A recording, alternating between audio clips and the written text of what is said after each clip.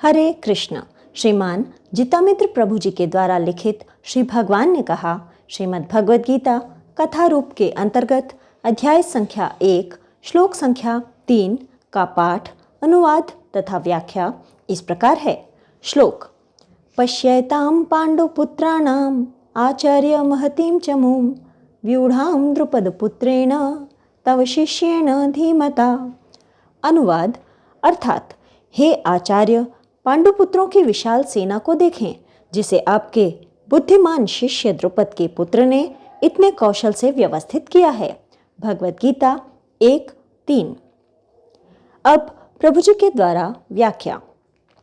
यह श्लोक भगवद गीता के प्रथम अध्याय के प्रारंभिक श्लोकों में से एक है, क्योंकि धृतराष्ट्र ने संजय से पूछा था कि मेरे तथा पांडु के पुत्रों ने कुरुक्षेत्र की युद्ध भूमि में क्या किया।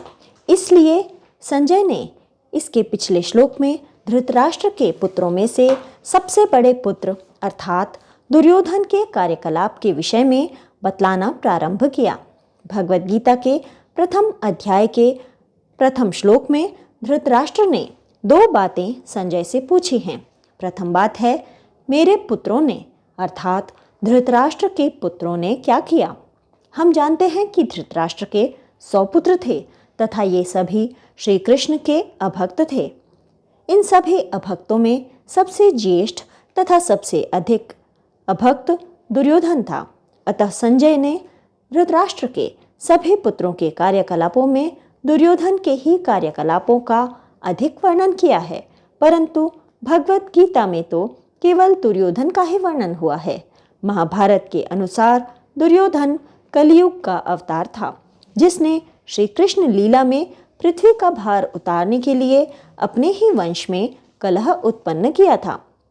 चूंकि दुर्योधन साक्षात कलियुग है, अतः उसकी बातों से हम समझ सकते हैं कि वह किस प्रकार लोगों के समाज में कलह उत्पन्न करता है।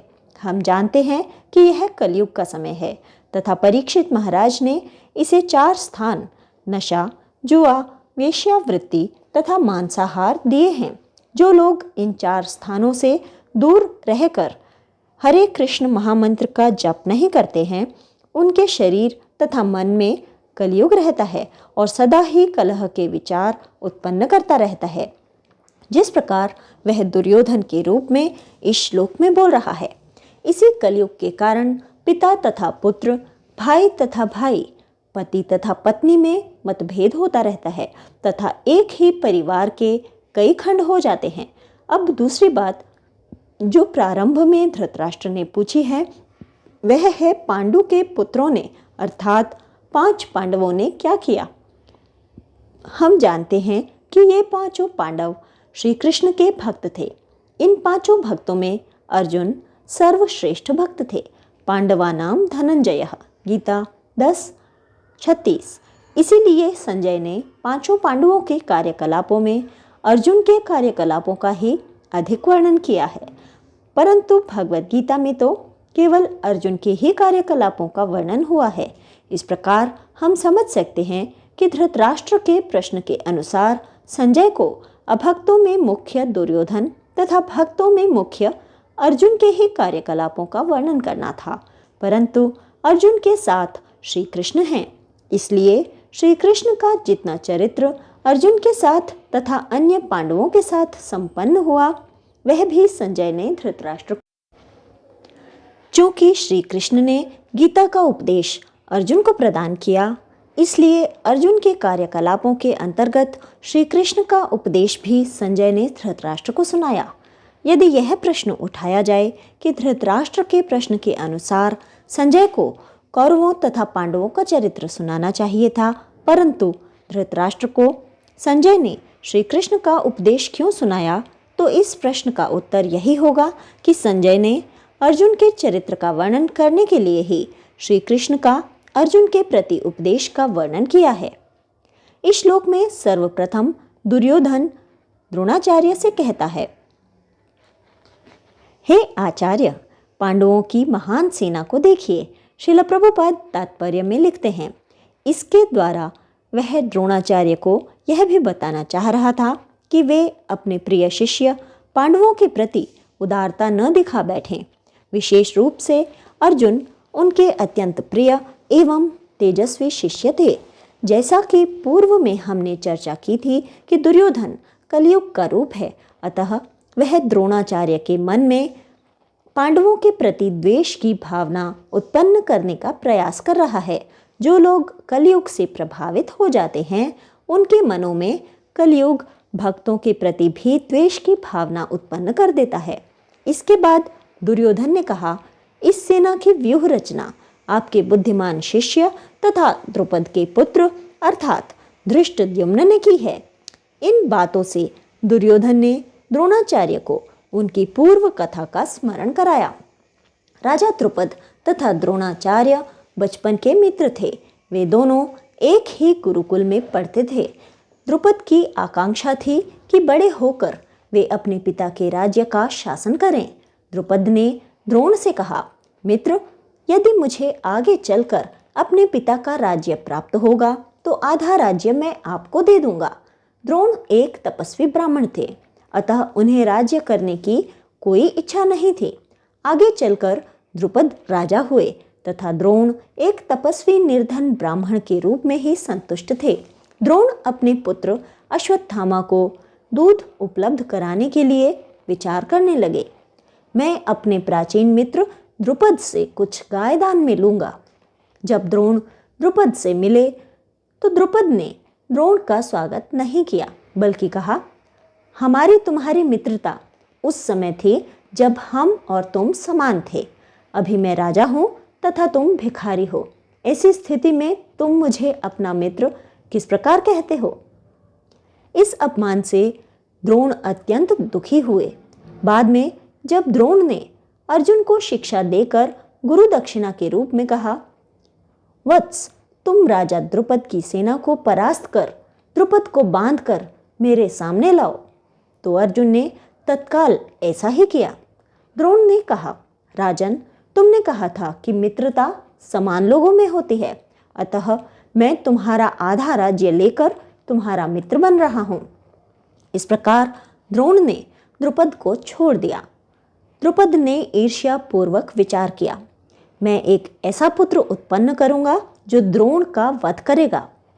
द्रुपद ने इसी संकल्प के साथ यज्ञ किया तथा यज्ञ कुंड से धृष्टद्युम्न का नाम का पुत्र उत्पन्न हुआ। द्रोण जानते थे कि उनकी मृत्यु धृष्टद्युम्न के द्वारा होगी, परंतु उन्होंने कंस की तरह धृष्टद्युम्न को मार डालने का विचार कभी भी नहीं किया। जिस प्रकार कंस को जब पता चला कि उसकी मृत्यु कृष्ण के हाथों होगी, तो उसने कृष्ण को मार डालने के अनेक उपाय किए। उस प्रकार द्रोण ने कभी भी अपने जीवन की रक्षा के लिए धृष्टद्युम्न को मार डालने की कोई भी योजना नहीं बनाई। इससे पता चलता है कि द्रोणाचार्य महान आत्मज्ञानी ब्राह्मण थे। उनका व्यवहार शत्रु तथा मित्र के प्रति समान था। द्रोण की उदारता की कोई सीमा नहीं।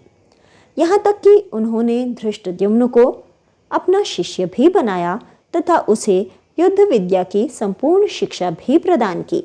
द्रोणाचार्य का यह चरित्र देवताओं के द्वारा भी सराहनीय है, परंतु दुर्योधन जैसे असुरों की दृष्टि में निंदनीय है।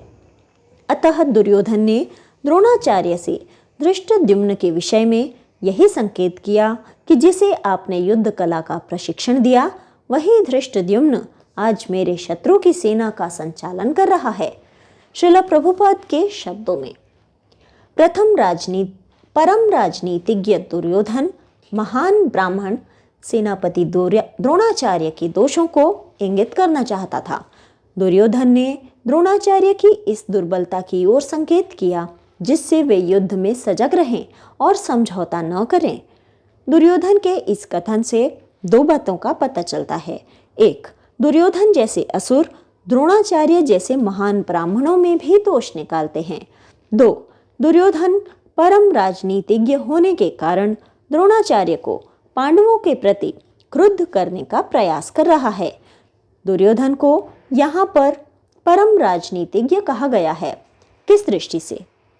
हम जानते हैं कि राजनीति के 4 अंग हैं।